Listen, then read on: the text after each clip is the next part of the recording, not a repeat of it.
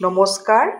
আজি মই আপোনালোকলৈ চাউলৰ গুড়িৰ ইডলিৰ ৰেচিপি এটা লৈ আহিছোঁ। আপোনালোকে ঘৰত এইদৰে সহজতে বনাই ল'ৰা ছোৱালীকো খুৱাব পাৰিব। তেতিয়াহ'লে আহকচোন ভিডিঅ'টোৰ মাজলৈ। এই ইডলিটো আপোনালোকে ষ্টেণ্ড নাথাকিলেও বনাব পাৰিব। চাউলৰ গুড়িৰ ইডলিটো বনাবলৈ মই এবাটি চাউলৰ গুড়ি লৈছোঁ, আধা বাটি চুজি লৈছোঁ,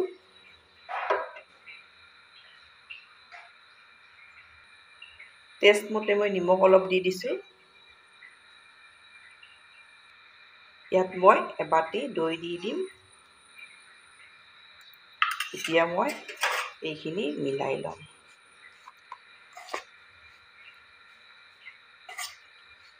চাউলৰ গুড়িৰ ইডলিটো খাবলৈ বহুত বেছি টেষ্টি হয়, লগতে হেলথিও হয়। এইদৰে মই মিলাই ল'ম। ইয়াত মই 4-5 চামুচ দৈ লোৱা বাতিটোতে পানী দি দিছোঁ। এইদৰে লৈ এইখিনি ভালদৰে মিলাই ল'ব লাগিব। আপোনালোকে মোৰ ভিডিঅ' চাই ভাল পালে লাইক, কমেণ্ট আৰু ছাবস্ক্ৰাইব কৰি দিব। ফেমিলিৰ লগত শ্বেয়াৰ কৰিব। ইয়াত মই আৰু 2 চামুচ জোখত পানী দি দিম। পানীৰ পৰিমাণটো আপোনালোকৰ কম বেছিও লাগিব পাৰে। পিঠাগুড়ি শুকান হ'লে অলপ বেছি লাগিব, কেঁচা পিঠাগুড়ি হ'লে অলপ কমকৈ লাগিব।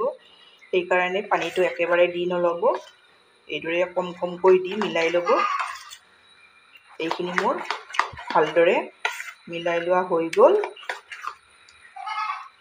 চুজি দিছোঁ, সেইকাৰণে এইখিনি অলপ ৰেষ্ট দিব লাগিব।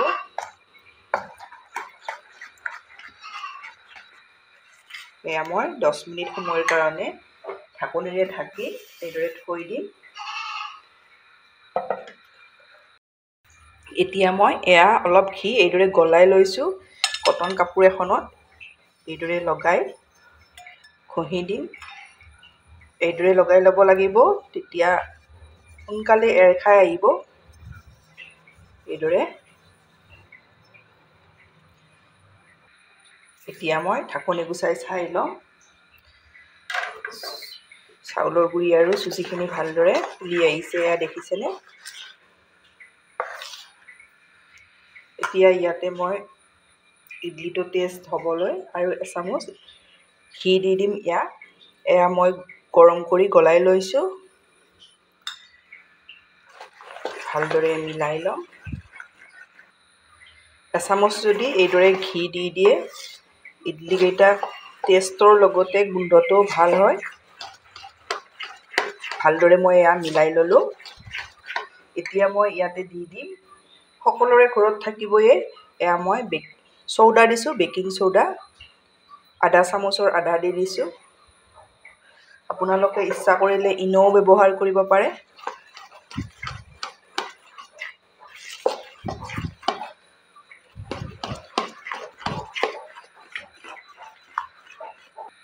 বেকিং চৌদাখিনি দি বেছি সময় ৰখাই থ'ব নালাগে। দেখিছেনে কিমান ধুনীয়াকৈ ফুলি আহিছে। এতিয়া মই ইডলি ষ্টেণ্ডডালত দি যাম। ভৰ্তিকৈ নিদিব, অলপ কম কমকৈ দি দিম। দেখিছেনে, এইদৰে দি যাম।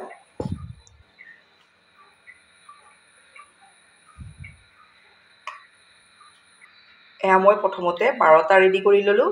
এইখিনি ৰৈ গ'ল, এইখিনি মই আপোনালোকক দেখাই আছোঁ। মই চচপেন এটাত পানী উতলাই লৈছোঁ। আপোনালোকে আগতে ৰেডি কৰি ল'ব। এতিয়া মই ইডলি ষ্টেণ্ডডাল এইদৰে দি ঢাকনিৰে ঢাকি 8 মিনিট সময় থৈ দিম। বেছি সময় নালাগে। 8 মিনিট সময়ৰ পাছত মই আপোনালোকক দেখাই আছোঁ। এইপিনে মই 3টা বাতি এইদৰে লৈ লৈছোঁ।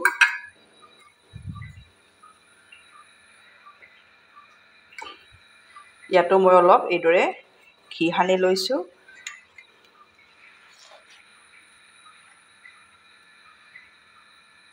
ইয়াতো মই ইডলিকেইটা বাতিকেইটাত বনাই ল'ম। আপোনালোকৰ ওচৰত যদি ষ্টেণ্ডডাল নাথাকে, এইদৰেও বনাব পাৰিব। সেইকাৰণে মই আপোনালোকক এইদৰে দেখাই দিছোঁ। এইটো পদ্ধতিত বনালেও হৈ যাব। মই 4টা বাতি এইদৰে ৰেডি কৰি ল'লোঁ। এতিয়া মই 8 মিনিট সময়ৰ পাছত চাই ল'ম। এয়া দেখিছেনে ইডলিকেইটা কিমান ধুনীয়াকৈ ফুলি আহিছে। এতিয়া মই নমাই ল'ম। এতিয়া মই ষ্টেণ্ডডাল নমাই ল'লোঁ। চচপেনটোত এয়া গৰম পানী উতলি আছে। ইয়াতে মই বাতিকেইটা দি দিম। আপোনালোকৰ ওচৰত ষ্টেণ্ড নাথাকিলে এইদৰে বনাব পাৰিব এই পদ্ধতিটোত। এয়া মই চচপেনটোত বাতি 4টা দি দিছোঁ। এতিয়া মই ঢাকনিৰে ঢাকি 10 মিনিট সময় থৈ দিম, কাৰণ বাতিত দিছোঁ মই, ষ্টেণ্ডডাল অলপ সৰু আছিলে, সেইকাৰণে 8 মিনিটতে হৈছে। বাতিত দিয়াৰ কাৰণে মই 10 মিনিট সময় এইদৰে ঢাকনিৰে ঢাকি থৈ দিম। এইপিনে মোৰ 10 মিনিট সময়ো হৈ গ'ল। এতিয়া চাই লওঁ। এয়া ধুনীয়াকৈ ফুলি আহিছে। এইকেইটাও হৈ গ'ল। মই নমাই ল'ম। এতিয়া মই এয়া ষ্টেণ্ডডাল লৈছোঁ। অলপ ঠাণ্ডা হৈছে, বাতিকেইটা অলপ গৰমেই হৈ আছে। এয়া চুৰি এখন লৈছোঁ। চুৰিৰে এইদৰে আপোনালোকে ছাইডটো এইদৰে দি দিব। তেতিয়া ভালদৰে ওলাই আহিব এইদৰে।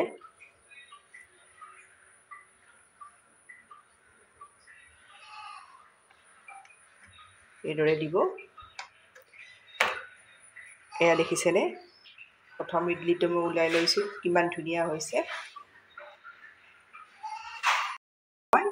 ষ্টেণ্ডডালৰ পৰা ইডলিকেইটা উলিয়াই ল'লোঁ। এয়া দেখিছেনে, আপোনালোকে ঘৰত এইদৰে চাউলৰ গুড়ি ইডলি সহজতে বনাব পাৰিব।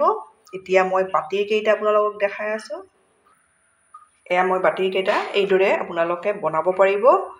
এয়া বাতি দেখিছেনে, বাতিকেইটাও এইদৰে চুৰিখনেৰে অলপ ছাইডকেইটা এইদৰে গুচাই ল'ব।